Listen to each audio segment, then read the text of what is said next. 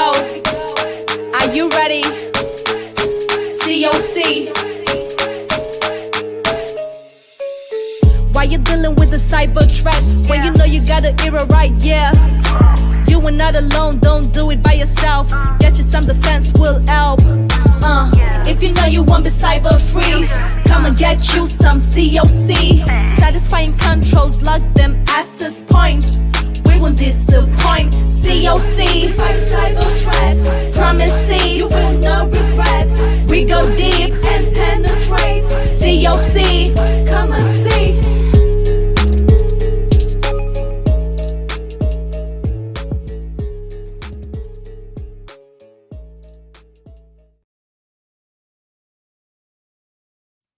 Hey, welcome to yet another episode of Crump on Cyber. Today we're going to talk about CISO credibility. Credibility really kind of in general from a leadership perspective, and then we'll put that in the context of a major cyber incident and see how that kind of plays out. We've got a special guest coming on a little bit later on, Chris Gebhardt, who's a CISO, and he's going to contribute to this discussion for us here. And it also plays into a session that we've got tomorrow that's going to talk about cyber crisis management with a bit of a focus there on ransomware and ransomware negotiations. Obviously, ransomware is a huge issue that a lot of organizations are dealing with. But let's start it off with a discussion about credibility and CISOs in particular here because of their role in a major cyber incident. Okay, so if you've been paying attention to what's been happening in the news and with regard to some of the larger incidents, you may recall that Joe Sullivan was fired by Uber in 2017, and he was accused of mishandling a security incident that had happened the year prior. He's the CISO of prior's CISO at Uber. A hacker, it turns out, had gotten his hands on a stray digital key, and he used that to access and download unencrypted data of about 50 million Uber riders and 600,000 of their drivers. Now, so during that incident, Sullivan's team tried to steer their hacker towards the Uber's bounty program for a payout of about $10,000.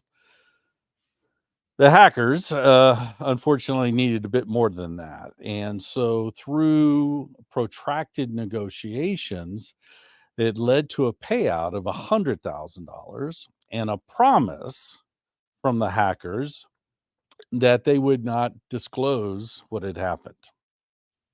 Okay, so a pinky promise with the bad guys, right?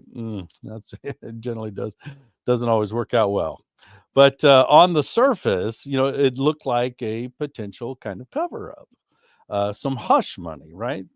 Now, fortunately, Sullivan's team, as part of managing this incident, they did happen to kind of, get some clues on the identity of the hackers, and that actually led to their subsequent arrest. So kudos to them for doing that.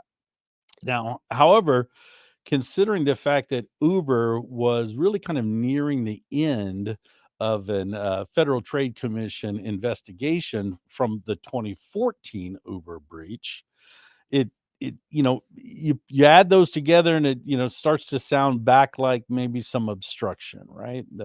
Not so sure about this. In fact, the 2016 breach only really kind of became known in 2017 when the Uber's new CEO fired Sullivan. Now, we know that perfect security, really doesn't exist. We just kind of do our best, right? Due care, due diligence. But now, we have the CISOs that are faced with this really kind of uncertainty that if they could be held accountable, personally accountable for security breaches and anything dealing with the subsequent incident response. So, although some organizations do provide what's called D&O or directors and officers insurance, not all do. Really, kind of after all, it's ultimately, we'll hear and we'll see, and we do see this in organizations. Ultimately, it's really kind of the CEO and the legal or general counsel who decides whether or not to report a breach. Right. So, when you kind of look across the spectrum of CISOs out there and the ones that were, willing to kind of jump into the LinkedIn foray and share their opinion, it was kind of mixed, right? So some of Sullivan's peers, were understanding and sympathetic, others a bit more unforgiving. Okay. So whether it's Uber, Twitter, KSA, the reality is that for every incident, there's a degree of credibility on the line for a CISO. Now, I lead a class called it's a series of courses around cyber crisis management. One of those is cyber crisis management planning, one is exercise planning, and one is cyber crisis management leadership planning. And so I want to bring up a kind of a graphic, just talk to this real quick here. All right. So, as you can see in this graphic, this is what I really kind of created as an incident response maturity type of a model. And at the top, you've got governance. Of course, we always need governance there that serves many types of roles, establishing the policy for the organization and ensures that governance in its traditional form is really, taking hold. It's setting a direction, ensuring you've got adequate resources to move towards that direction, and then subsequently making sure that we actually achieve that strategic view or that vision that we're seeking. Okay. So when it comes to incident response, we've got, our traditional security operations center incident response plans, often called run books. Okay, whether this kind of thing happens, well, these are the steps we need to take in the organization. And if you've got a security operations center or a monitor or managed security service provider, then they're gonna pick those things up and they kind of operate off of those things. And in those entities, there'll be some determination as about to, okay, did something happened? How bad was it? Okay, was it real? Okay, it was real. Okay, so we have an incident. Okay, then we look at those incidents and we determine, well, how bad was it? And so there's a scale of the severity. And so when we get to the very top of that, we have these high severity incidents, often referred to as a cyber crisis type of event. So we need, not only do we need these tactical, really kind of technical incident response plans, but we need these cyber crisis management plans, because when it comes to the big incidents, you don't just have technology and maybe some kind of communications element tied into that. No. When you have a large major incident, you're bringing a lot of key players to the table to help manage that incident. Okay. So that plan needs to be in place, and then you need to vet that plan. You need to do that through exercises. And typically kind of start with a tabletop exercise, and then you move your way into more operational types of exercises. And maybe even if you've got something really kind of sophisticated, you can tie together a technical type of a red versus blue, an attacker versus a defender type of a scenario, while at the same time coinciding with the crisis leadership type of a response to the activities. And then, of course, with any kind of good exercise, you're going to have some kind of feedback specific to the exercise and the performance in the exercise. And then ultimately, any areas of opportunity for the program in and of itself. And any of those areas where we identify any opportunities for excellence or improvement, well, then we need to track that those actions are being completed. And that is the function of governance. And now we're back in this cycle, continuing the process. So in there, if the Massachusetts Institute of Technology, MIT, their Sloan School of Management, they teach something called the 4CAP plus model. The CAP refers to the 4 leadership capabilities: sense making, relating, visioning, and inventing. The plus, and it really kind of sits in the middle, is around building credibility. So you've got credibility that sits in the middle, and you've got sense making, relating, visioning, and inventing on the outside of that. Okay. All right. And so that is the really credibility is the really kind of sits at the center of that effective crisis leadership, and effective leadership really kind of just in general. So if we think about what sense making is so if you're, am I open to sense making? Do I have those kinds of skills there? Well, you got to ask yourself. So am I open to new trends and new information? Can you create order from uncertainty? Do you experience and learn how the organization will respond to different types of stimuli? Relating, are you um, uh, are you dialed in and attuned to other people's feelings and their assumptions? Are you an expert in influencing and negotiating? That will help with the relating. From a visioning perspective, do you enjoy, developing a vision about how things really should kind of play out, and something that can inspire people? Are you good at creating a vision that others will follow, that they feel uplifted about? And inventing is, are you truly really kind of creative? Um, but at the same time being practical. Do you like exploring? Do you like looking at alternative ways of doing things? If so, then you've got some inventing kind of capabilities there. Now, it's we really don't expect that any really kind of a leader has all of those elements, right? If we're truly going to kind of look at ourselves and understand our strengths and weaknesses, then yeah, you're going to find that there are a couple of those that you're going to be stronger towards, and some you're going to be less strong toward. Okay, and that's fine. It's important to really kind of know thyself so that you can improve. Now, in the MIT program, participants are typically comfortable with the idea that relating is about building these trusted relationships, that visioning is about painting a compelling view of the future. And inventing means building structure and processes that will move you towards that vision. But when it comes to the sense making, yeah, the students tend to struggle a bit more with that. Okay. So, if when a CISO, or really kind of any executive at any level in an organization, faces this type of a cyber crisis, they're no longer dealing with the normal business operations, and yet the vast majority of CISOs and leaders in general really kind of rely on this normal business intuition during what we would call a non-routine challenges.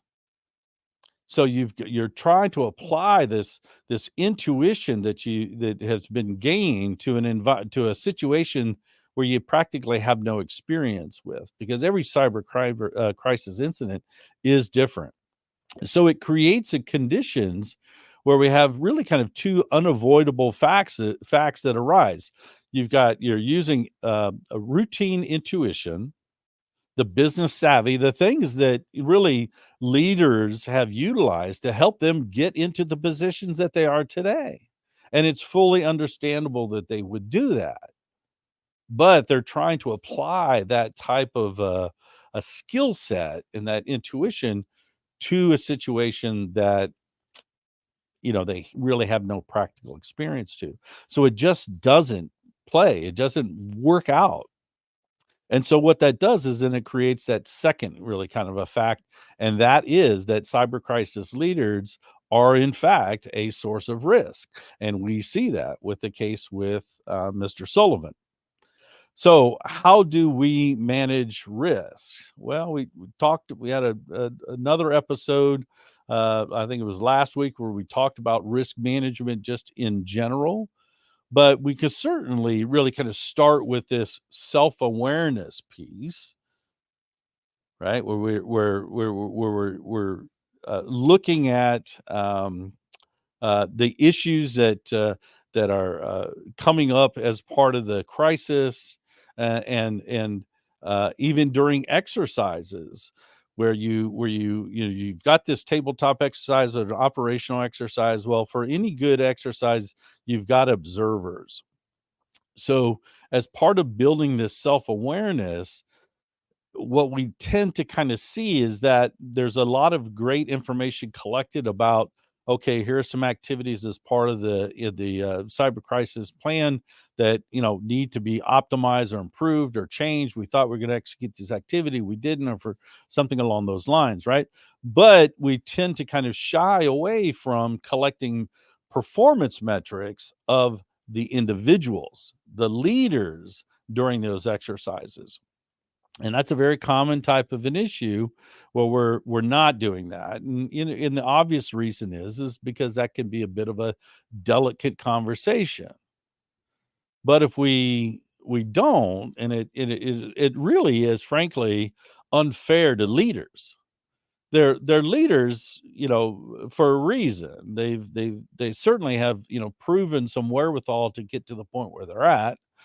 Um, but to really kind of just assume that, well, they're not going to be able to handle this constructive criticism, or just just observations about performance in given situations. It's not even as if you're necessarily telling them what to do. It's that, hey, it looks like we have an opportunity to improve here, and allow the leader to go back and do some things. If we don't do that, it's unfair. It's unfair because we think that they can't handle the feedback, and then it reinforces poor performance.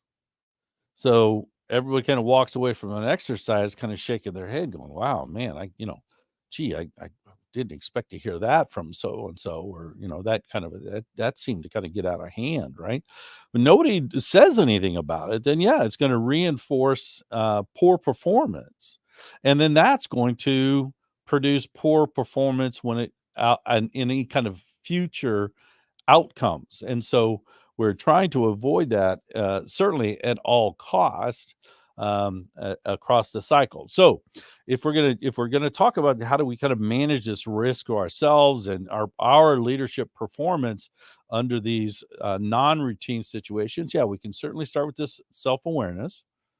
And yes, we should really kind of build out these exercises to allow a component for providing feedback to the leadership. Define a strategy to improve, define the development, any corresponding metrics, and then implement the program. So it's very much similar to what we would see from a traditional governance type of a model, but it is the types of things that we would want to really kind of see from an individual leader who wants to really kind of optimize on their performance in a cyber crisis. Because ultimately, what we need during a cyber crisis, we need the leaders really to be effective during these cyber crises, these non-routine situations, is to improve their sense making and to retrain their intuition, to put them, as what we do in some of the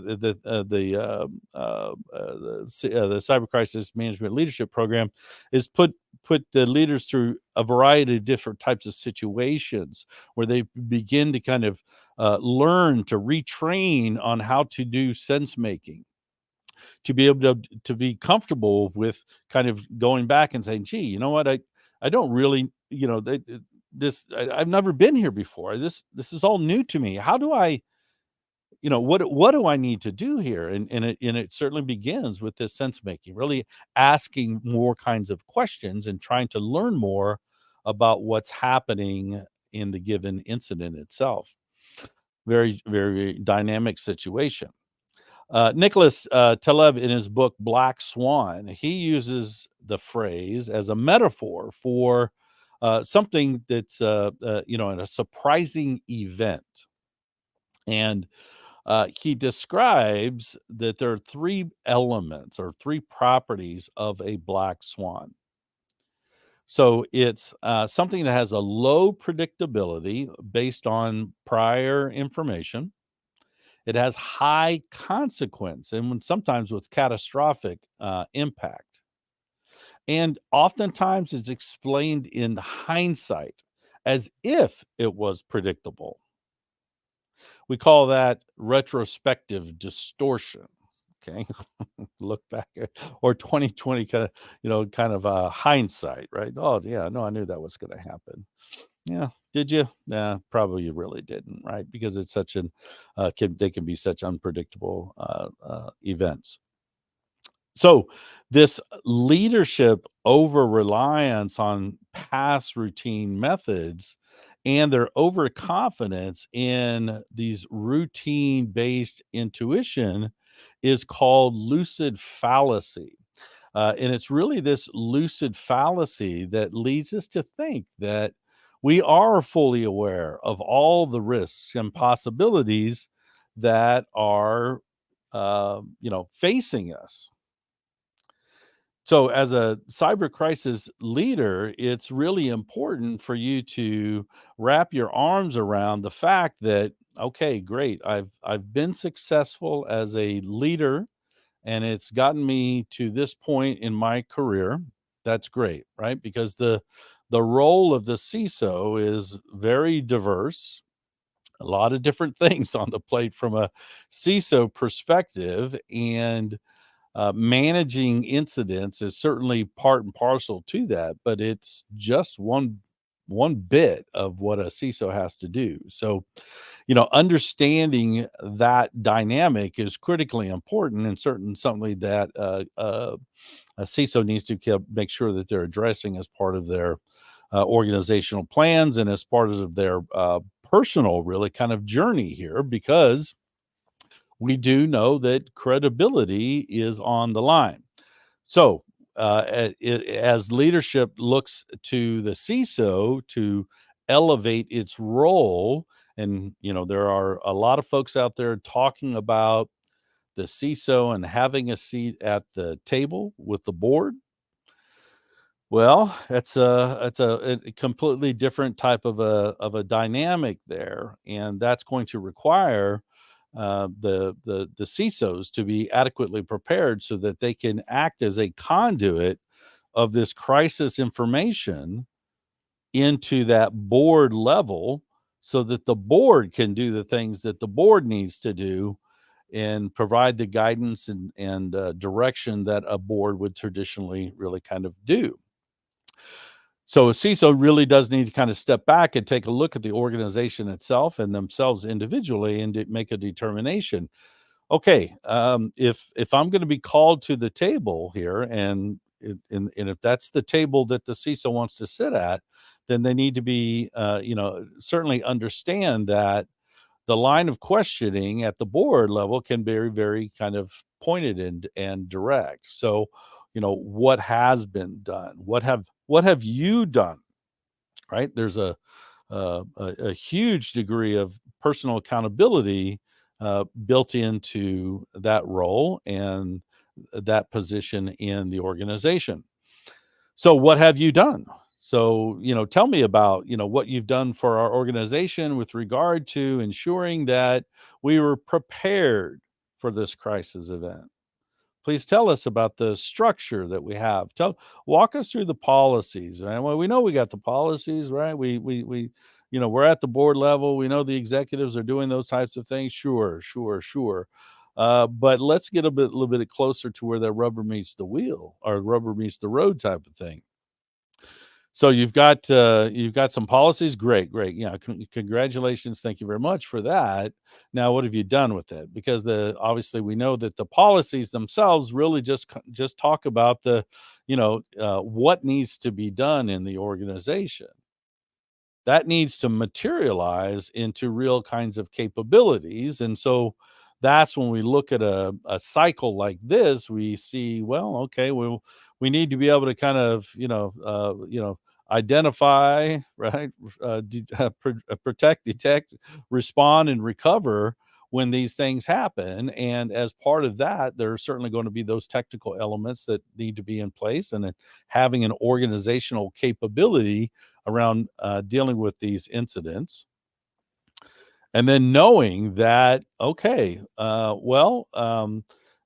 are degrees of these incidents, and understanding the organization from their perspective as to, well, what are the triggers? How do we really kind of calculate what the appropriate risk level is that's going to transition us out of maybe a high severity into a cyber crisis type of an event where you're really kind of, ringing the bell and reaching out to all the members of the cyber crisis management team, those executives that I was talking about that are in those key kinds of roles, getting those folks activated. Well, you certainly don't want to just do that willy-nilly. So you want to make sure you've got ideally some set of criteria, whether it's brand impact or legal or regulatory impact or operational impact or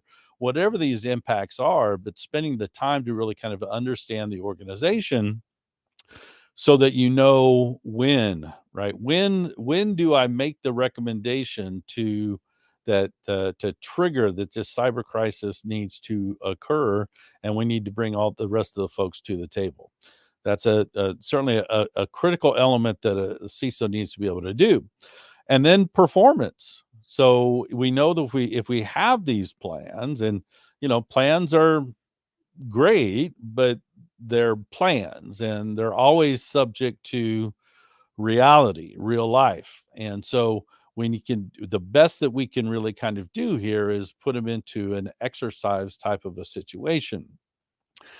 And when it comes to exercises themselves, there's a whole bit of an art and a science behind this to ensure that you're really kind of addressing what needs to be addressed on the exercise, but not going overboard. So for any given really kind of an exercise, you want to focus on 3 to 5 different really kind of major kind of elements of that crisis management, cyber crisis management plan. Just pick 2 or 3 little bits and pieces. It can be communication channel between the cyber crisis management team to the cyber crisis executive team, or it might be communication layers between functional working groups that we have as part of these cyber crisis management plans in there. You just want to pick 2 or 3 key elements out of those, because you really don't want to try and kind of we would say boil the ocean, or really stress test the entire cyber crisis management plan. That's just practically impossible really kind of to do. Yeah, Chris, you need to dial into the link, the URL. So you're focused on the just a couple of elements there, and because you're only focused on a couple of elements, that means that the number of exercises that you're doing in an organization, there should be no shortage of things that could be covered in an exercise, because you just have it. Inside, Chris, inside the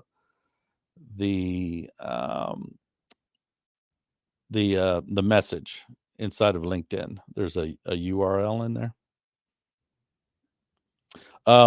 Sorry, our special guest Chris is working to get joined into the line, so I can see him chatting, and so I'm just responding to that.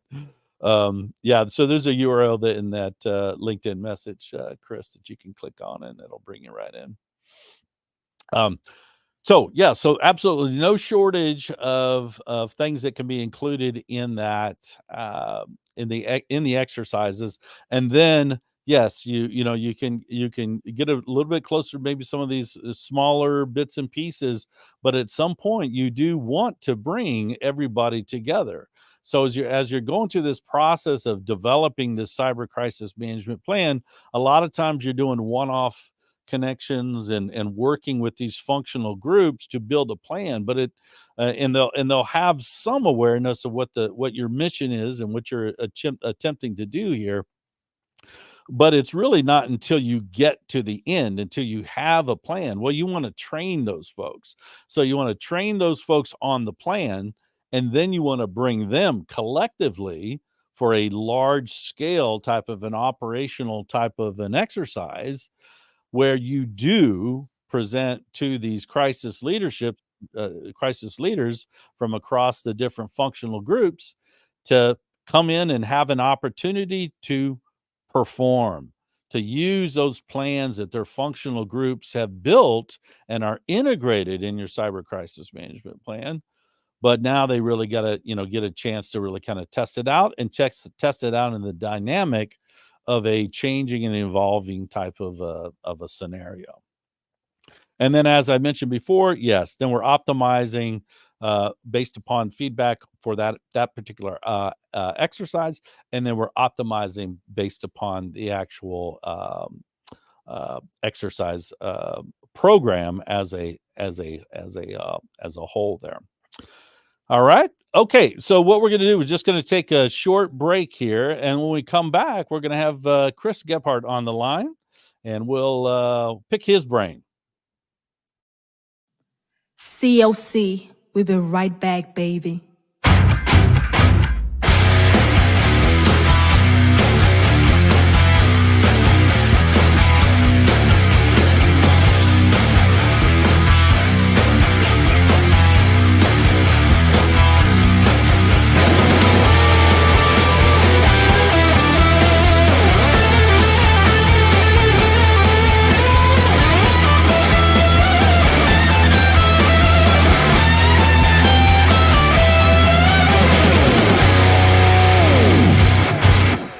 COC's back.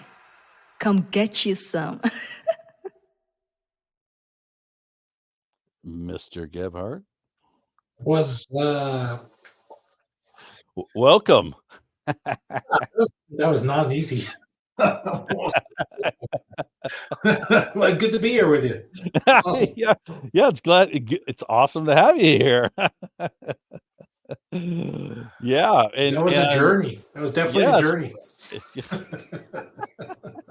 But you know what? We're two really smart people, so we figured it out, right? We Speak for yourself. Speak the system. You are here. You are here. So that is, hey, victory. We'll take them in small battles. Exactly. Yeah, well, and especially, hey, the fact you made it through that hurricane, so everything worked out okay there. Yeah, thankfully, it went a little bit west of us and went to one of the least populated areas of Florida. But sorry and sad for the folks that got impacted. But we did well here, and that's nature living in Florida. Absolutely. I spent almost 6 years in the Air Force over on Patrick on the other side. And then I spent I was 4 years in the Coast Guard. Two of those I worked on a small aids to navigation team for the Coast Guard.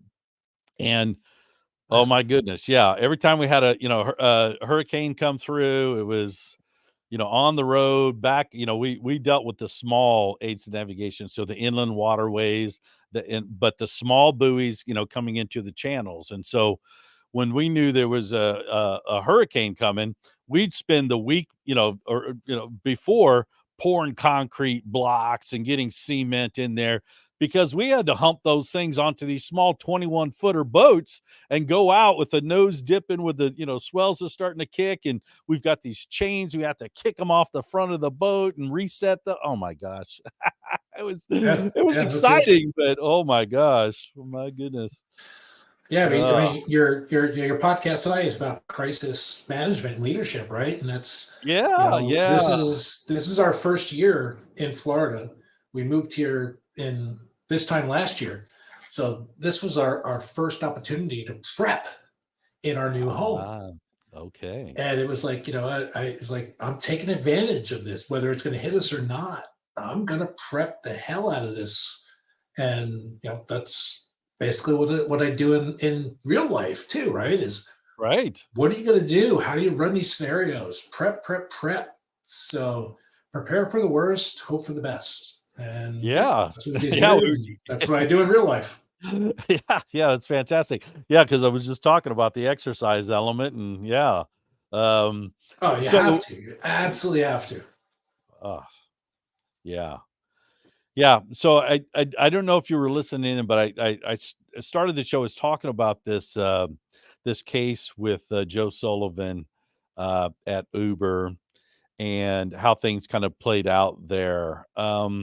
Any just kind of thoughts, because he's a peer of yours, right? So he's in the ballpark. So what are your thoughts? Yeah, right. Well, you never know. I mean, look, who knows? People could hire again, but it's at one point I look at it and look at what he did, and it's like, that was really crafty. I can appreciate the craftiness of, hey, let's just put this into our bug bounty program and call it good, right? Then we don't have to report it. But the ethical capabilities of that, right? The ethical, moral that sit on top of a CISO, I couldn't do that. I just couldn't. No. Hey, let's take it for what it is. Let's take our hits for what they are, and move forward. Yeah, and I love law, and I love lawyers and the legal profession, but at some point you have to go, you know what? Yeah, we didn't do good on this one. We have to own this. That's where it comes down. So to that point, then, to the degree you can, and obviously there's a lot of dynamics that we can't even fathom unless we're really kind of in that given one situation with those people and their personalities and all that kind of stuff. That's a given. But just kind of on the surface, how maybe would have you kind of handled that differently? I would have owned it. I would have absolutely owned it.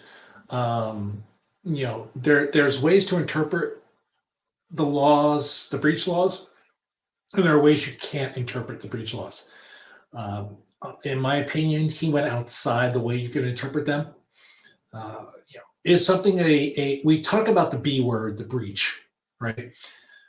A breach has a very specific meaning when you talk to NIST and those other organizations. They define it very carefully, right? Was it a breach?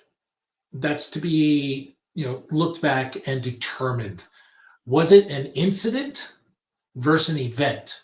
And that's where I think we're really going nowadays is something an event or is something an incident? Because incident is a reserved word. I'm a former coder. I still love coding. In coding, we have reserved words. You can't use certain words because they're owned by the coding system or the operating system. So incident is one of those words. It has a specific definition that you really have to, you can't fudge it, right? It is what it is. It is what it says it is to be. So was this an incident? Yes. Now an event, and this is what I recommend to all of our customers, is look, as a provider, if I'm an information service provider to you as a customer, I allow your providers to declare an incident because it has specific legal requirements to it. I'm going to come to you as a provider and say, hey, we have an event. What you do with that event and with my counsel is up to you, because you're the one that's going to declare an incident. And that incident immediately triggers certain breach notification laws in states and in Europe and Australia and even in China to a degree. Right? They have a very strong privacy compact there. So we have to change as information security professionals. We have to change our mindset about this to say, look, we can counsel, we can give advice, but how the organization reacts is not up to the CISO. It is up to the larger organization based on our counsel and our advice. So when we were talking about the credibility, kind of setting really kind of at the heart of what we're trying to achieve here, and with the credibility being so important, and really kind of frankly our careers obviously being on the lines for some folks around this. What can you recommend maybe to CISOs that they can do today? Like that, okay, it's a little bit late on the East Coast, but let's say tomorrow morning they come in. What can they do on two levels, personally and then organizationally, to get themselves, what we say, kind of like left of boom, to get prepared for an inevitable high severity or incident or a cyber crisis? Oh, there's so much. Personally, send those emails.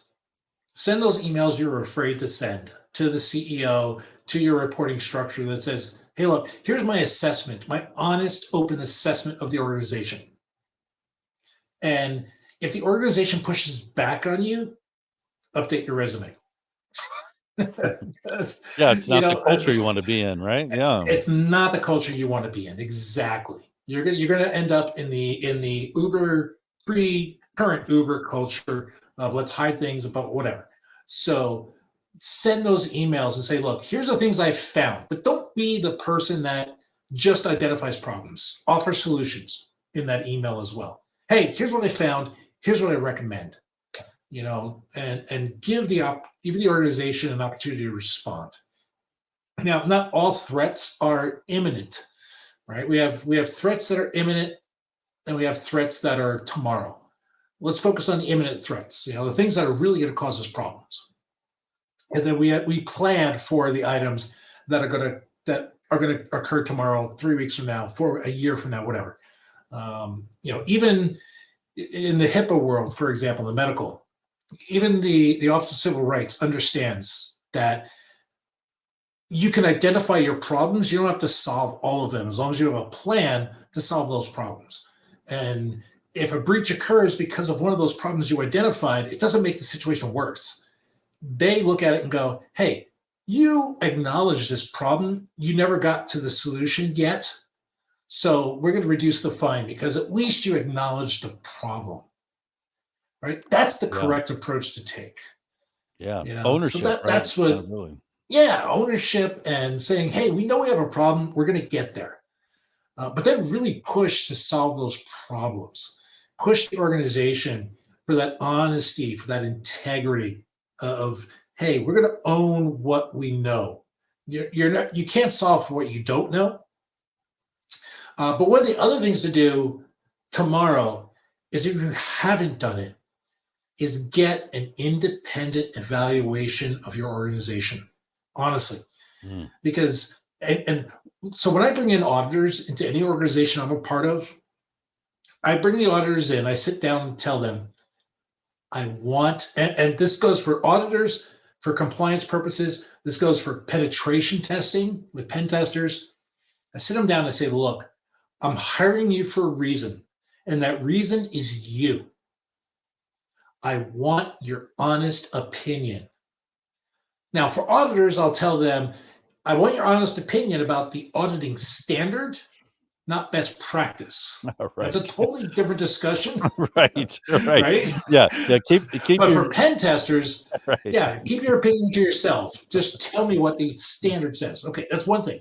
But for like pen testing, I bring the pen testing company in and say, go do what you do. I don't give them barriers other than denial of service, right? We don't want to bring down our services. Right.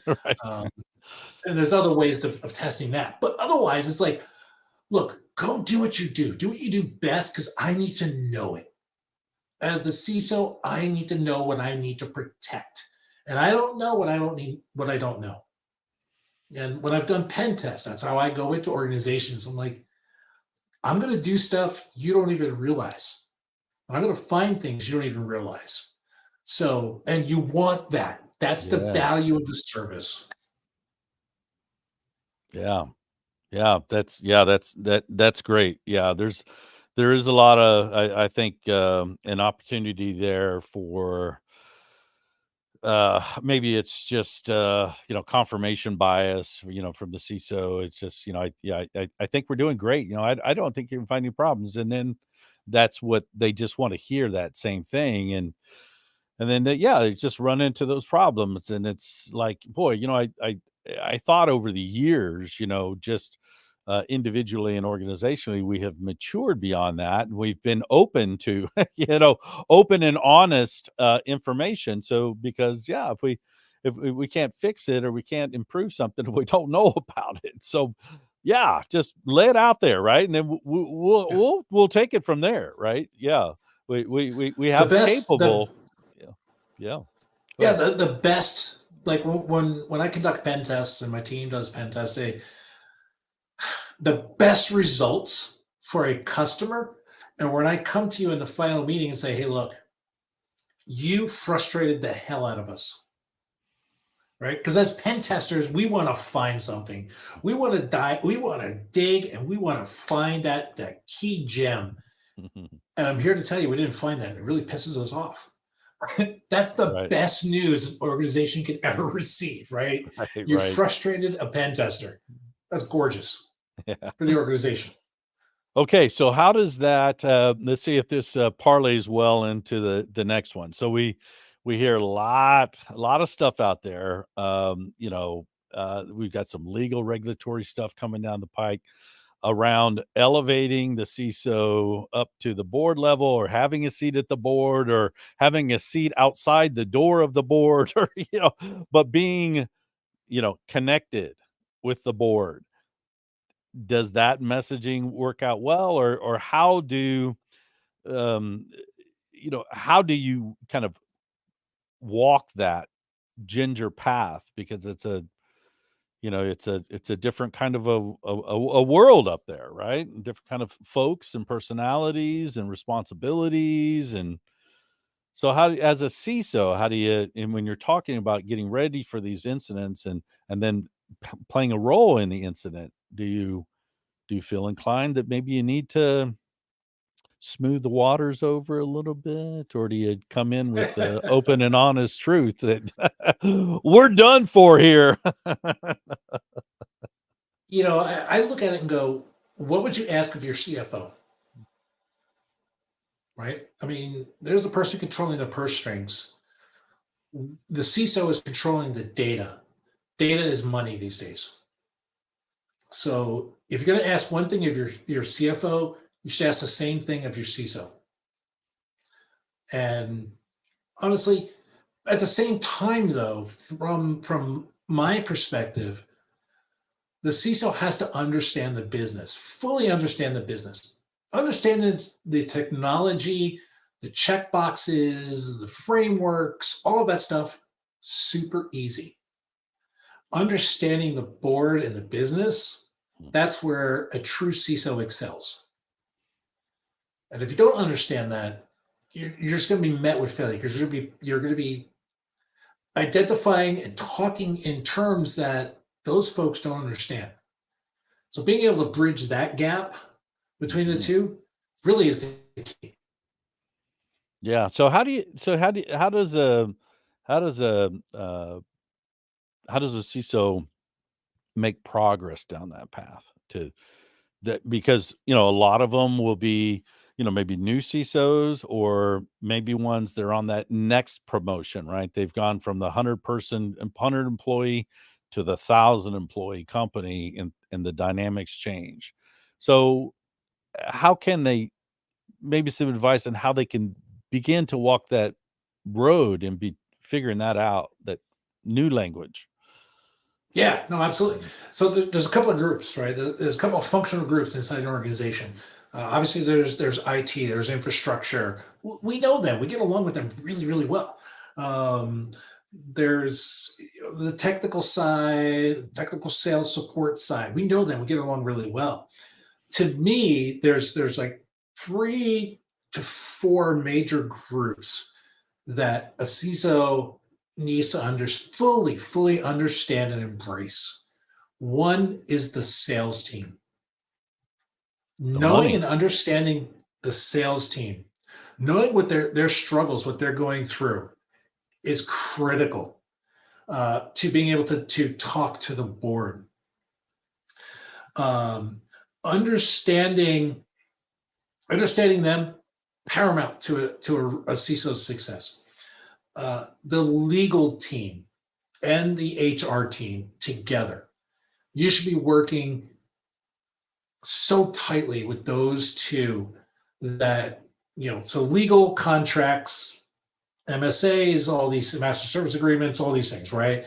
So the legal team and the HR team working together and forming a really strong partnership with those two teams to create a CISO, HR, legal partnership. So regardless of who someone inside the organization is talking to, they're talking to all three, right? Because when I'm having a conversation with somebody on the sales side or whatever, I'm representing the legal side and the HR side because I know what they need for their business unit. So really, those are really the key to understanding the full organization that I think CISOs lack generally. Most CISOs don't like sales, right? We don't like having to sell our product, right? We'll develop the product. We're good in securing the product. We're good at talking about the product, but we don't want to sell the product to a customer. That's a salesperson's responsibility. But if anyone in sales knows, everyone is in sales. Right, So, that's right. Yeah, yeah, and they don't want these. No exception. Right. Yeah. Yeah, and they don't want this, security guy messing with their revenue stream, right? Messing with the sale, and we should not be an obstructor to the business. The other thing that I look at in that vein, to be a good CISO, you have to be creative. You can't be stuck in your ways. And boy, talk about crisis leadership. You absolutely have to be creative. Absolutely. My background is in law enforcement for many, many years. I served on SWAT teams. I was a SWAT team leader. We have a lot of tenets that we borrow from the military. And one of those tenets is head on a swivel, right? So when you're going somewhere, you're not just looking at your destination, you're looking everywhere in between, right? Head on a swivel, look up, look down, look left, look right, look where your other teammate isn't looking. And that's a key feature, I think, of really valuable security people is that they keep their head on a swivel. They're looking at places that they wouldn't normally look, that their partners aren't looking. Yeah. Boy, that is such a valuable lesson. That's perfect because that dovetails into exactly what we were talking about earlier around the sense making, and that a lot of leaders, they'll understand, some elements of the leadership stuff, but when it gets to this sense making, it's kind of like, I'm not quite sure what that means, or how do I do that? And so because well, and it's understandable, right? Because they're, they've gotten to this role in the organization, right? They've earned this, right? Kind of a thing. And to sit back and to let anybody know that, oh my gosh, this person doesn't have all the answers. It's like, well, and that's fine. No, yeah, right. Let's get some information. We'll make the next decision, right? And then we'll get some more Yep. information, and then we'll make yet another decision, right? But to go in and just go, oh, well, I've got this. We're going to do this. Yes, it's a nightmare. It's terrible.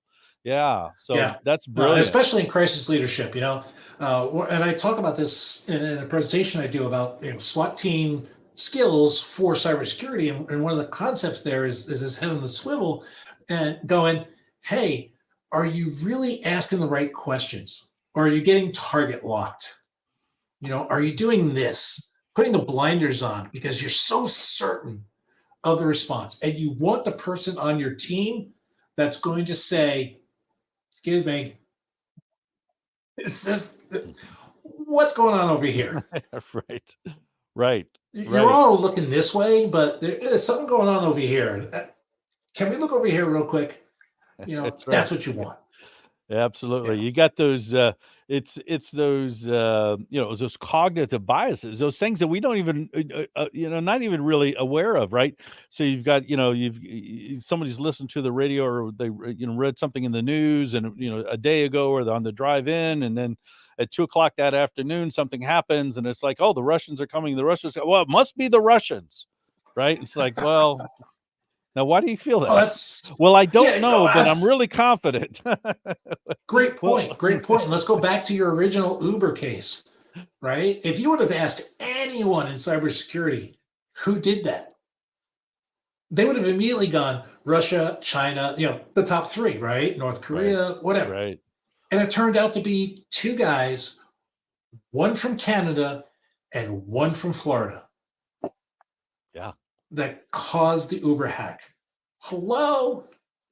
Yeah, Wasn't Russia. No. Right. Okay, so as we just kind of wrap up here, I wanted to give you an opportunity, maybe just some sage advice to, that new CISO, right? It's their first time they made it, right? And now it's all glory from here, right? That or a virtual CISO. When it comes to the crisis readiness in particular, any priority areas, anything that just kind of, jumps out that, I remember back in the day, and, don't forget about this kind of thing here. Anything like that? Any other general sage advice for them? Yeah, it all focuses on your people, right? Make sure you have the right people in the room. And those aren't the people that are going to say yes all the time. Bring in the a-holes. Say it straight up. Right. I tell my folks, feel free to disagree with me and air that disagreement. Do it through a factual basis. It's not going to be taken negatively. It's going to be taken extremely positively. We need to embrace, as a leader, I need to embrace the views that I'm not familiar with. And that I don't have all the information on. I recognize that, as you said, we all have biases. As a leader, we need to recognize our bias and encourage others to help us with that bias. And as you rise to the top, that becomes harder and harder, right? Because people are looking on, you think people are looking on you with a spotlight. And what I want to do is I want to look at folks with that same spotlight and say, talk to me. What do you got? What could happen here? What am I missing? Where is my idea stupid? And tell me, and let's just tear it apart. And I think that's what real, true CISO leaders need to do. Brilliant. Chris, it's been great having you on. Very informative. I do appreciate it. And I know the folks that are listening that are going to get a lot of value out of the session. So thank you so much, Chris. It's been great. Yeah, glad to be here. Absolutely. Great to talk with you again. I'm going to join your class again sometime soon. All right. Take care. All right. Cheers. Be safe over there. Cheers. Thanks.